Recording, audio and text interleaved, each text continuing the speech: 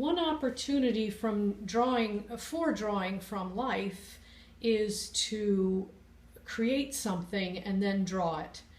Origami is a wonderful art in and of itself, and if you are proficient with origami, they are fun to do, and then because of their different shapes and shadows and color, they're also fun to draw.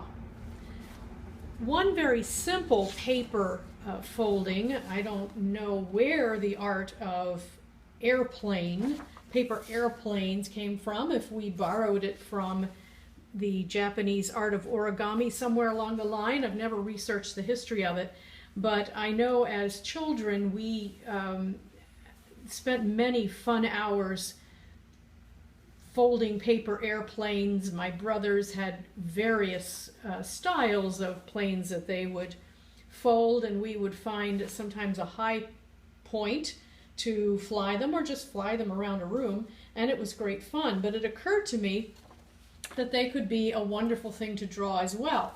So I have here a very simple directions for folding a paper airplane, and it's very similar to the ones we used to fold.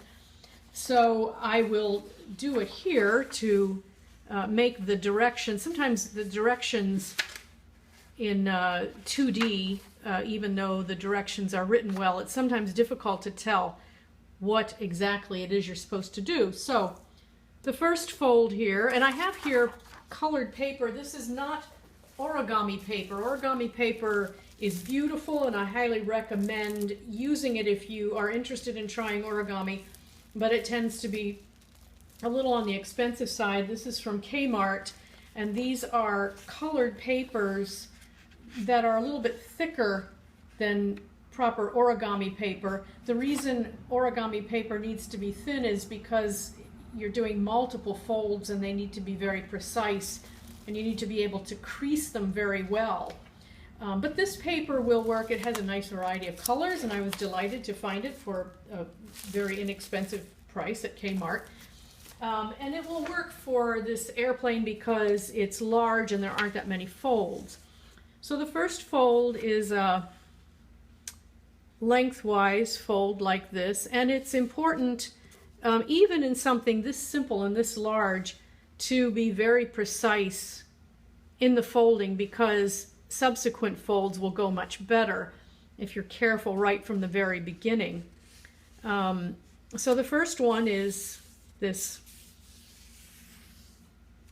lateral fold, and then you actually open it up, and that's very typical of a lot of origami processes.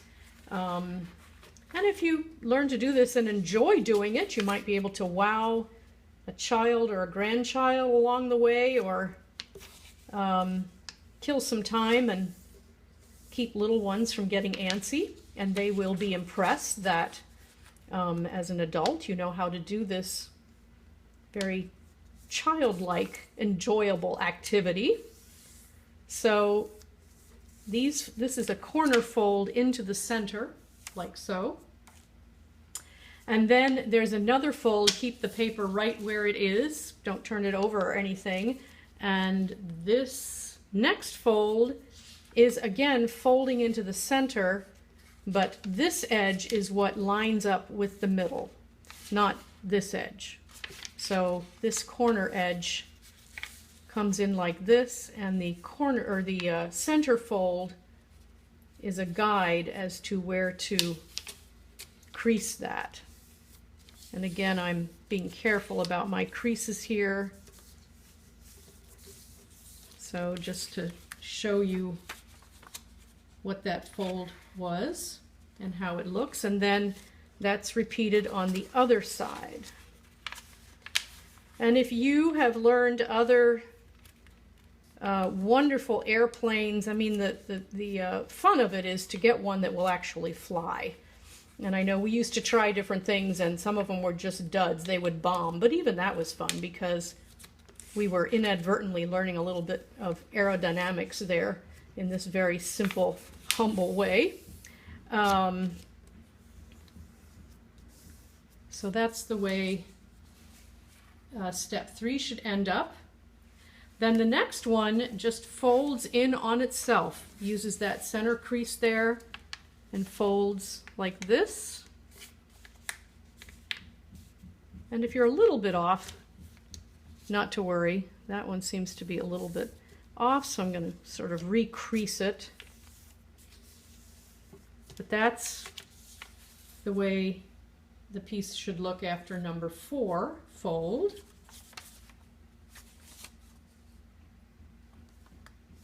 And then this next one, I was a little confused in reading it, but I figured it out. This one you do fold back on itself. So you start with it in this shape. I'll do it this way so you can see it. And then this folds back, and you have to kind of watch that tip a little bit so it doesn't get crooked.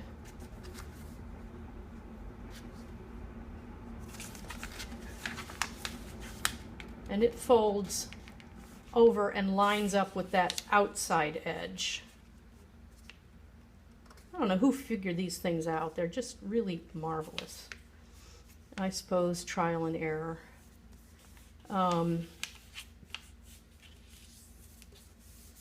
So that's one fold, and then the same thing happens.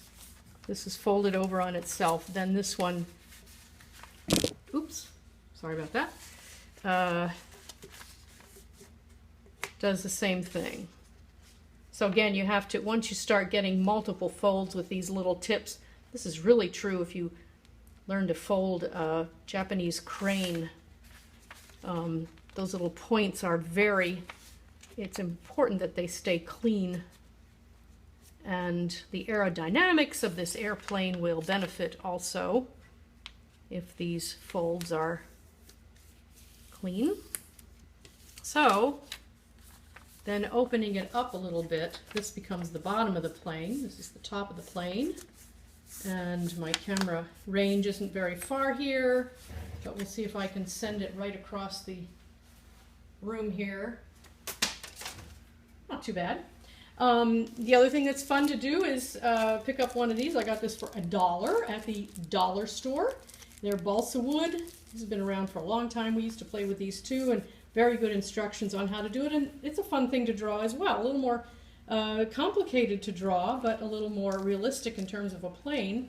And the shapes and shadows and colors are fun in and of themselves, but if you get really ambitious or have a wonderful imagination, you can put a sky in the background and draw a number of positions of this plane that you folded and get even more drawing exercise in, and create a little imaginary scene there.